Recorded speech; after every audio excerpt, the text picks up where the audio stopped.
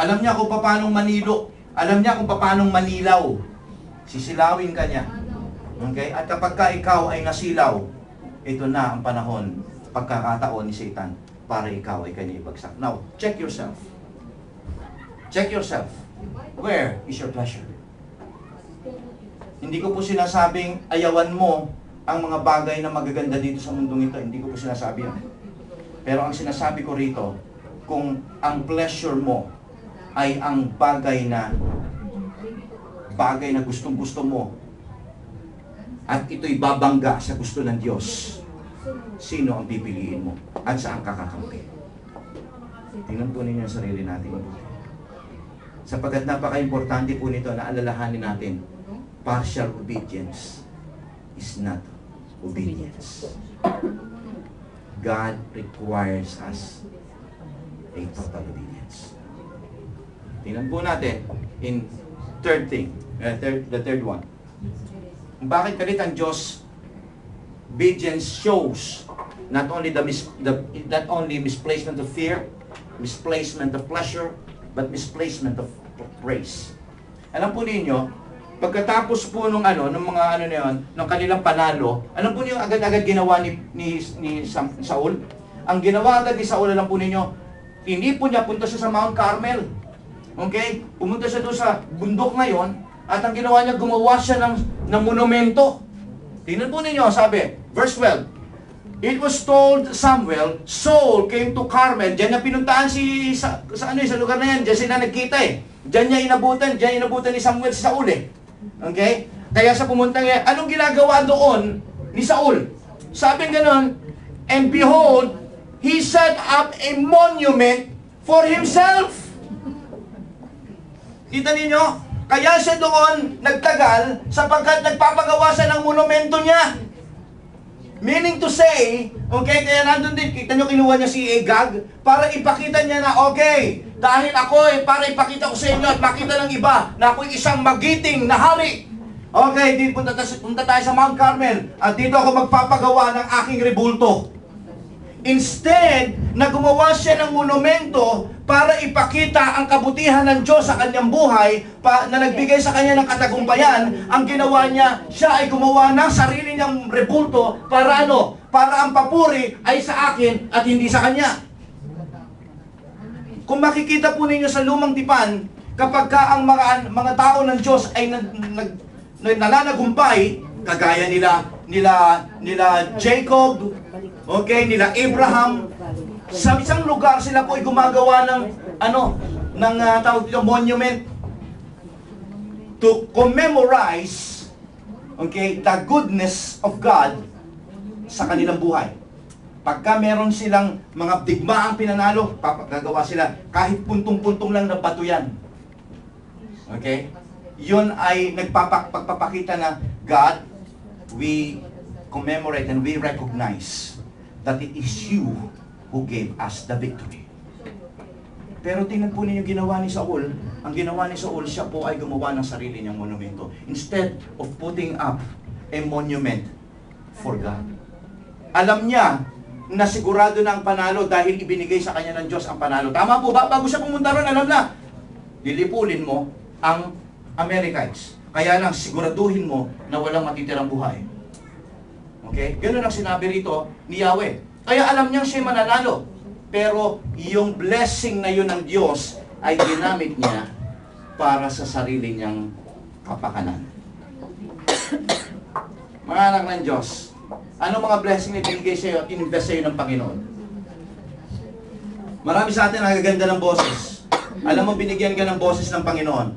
Pero saan mo ginagamit? Sa nightclub. Okay? Pakinabang mo para binabayaran ka, dahil maganda boses mo. Okay lang yun, walang problema kung yun ang trabaho mo. Pero dapat, first and foremost, kung ikaw ay anak ng Diyos, gagamitin mo rin ang tinig na yon bilang paglilingkod sa Kanya, sapagkat siya ang nagbigay nun sa iyo. Marami sa atin dito, okay, meron tayong mga tawag ito, maayos at magagandang trabaho o negosyo. At paano mo pa ipakikita sa Diyos na God, ang papuri ay sa'yo? Okay? Kumikita ka ng malaki, kumikita ang negosyo mo ng malaki, pero paano mo ipapakita na Lord, ang papuri ay sa'yo? Well, you give what is due to God. You give your tithes. Amen. Andiyan po ba kayo mga kapatid? Amen. Now, ang tanong ko, where is your praise? Is it about me or about praising the Lord? Paano mo ipapakita yan? Okay, maaaring makita ng mga tao, wow, ang laki ng bahay mo, wow, ang yaman mo, wow, ang dami mong ari-arian, wow, ganito, ang tindi mo. Pero, are you giving the praise to God? It's very easy to say, praise the Lord, thank you Lord. Salita daki. Okay? Praise the Lord, thank you Lord. Pero, you know, you don't really praise God. Tandaan ninyo, for obedience is better than sacrifice. Amen po ba, mga anak ng Diyos? Amen. So these are the three reasons why people disobey God. Katulad po, dito naging guilty si Saul po. Because his fear was misplaced, his pleasure was misplaced, and his praise was misplaced. Okay? Ngayon, ang magandang tanong, okay? Itong siguro, tanong na ito is, how serious is disobedience in the eyes of God? Gaano ba katindi ito? Gaano ba kalupit ang pagsuway sa Diyos? Kung ikaw ay anak niya, okay? Kung ikaw ay nasa kanyang feeling, gaano ba ito kabigat sa mata niya? Una, balikan natin yung sinabi ni Samuel na tinig ni Yahweh kay Saul, sapagkat nandoon doon nababalot kung gaano ba katindi ito, ano ba ang level ng pagsuway, okay, sa mata ng Diyos kapag ang kanyang mga anak na inaasahan niyang gagawa ng kanyang kalooban ay hindi gumagawa nito. Sa mga unbeliever, huwag kayong mag-alala kasi hindi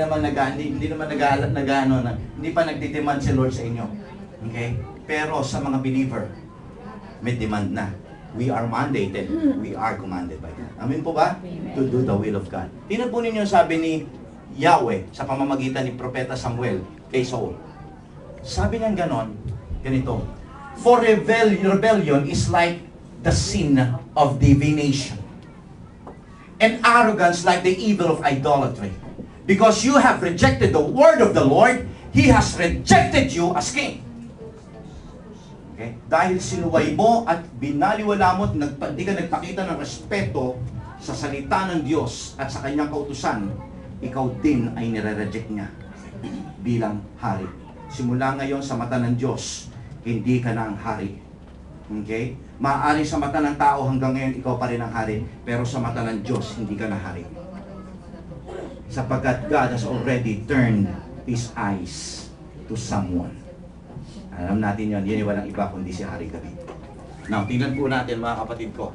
First, gaano katindi sa mata ng Diyos, balikan natin tanong, ang pagsuway. Tingnan po niyo una. For rebellion is like sin. Alam natin kapag ikaw ay sumusuway, nagre-rebelde ka, tama? Nagre-rebelde ka. Tingnan po ninyo, ang pagsuway daw po, hindi lang yan pagre-rebelde, kung hindi mayroong spiritual implication at spiritual category ang pagsuway. Yan ay according to Yahweh. Sabi niya ganon, rebellion is like, hindi naman niya sinasabing ito yon. But it's like, it means it's in the level of what? Divination. Alam po ninyo kanino ibig sabihin ng divination? Ang divination po ay bagay na alamang itim. Parang no? Parang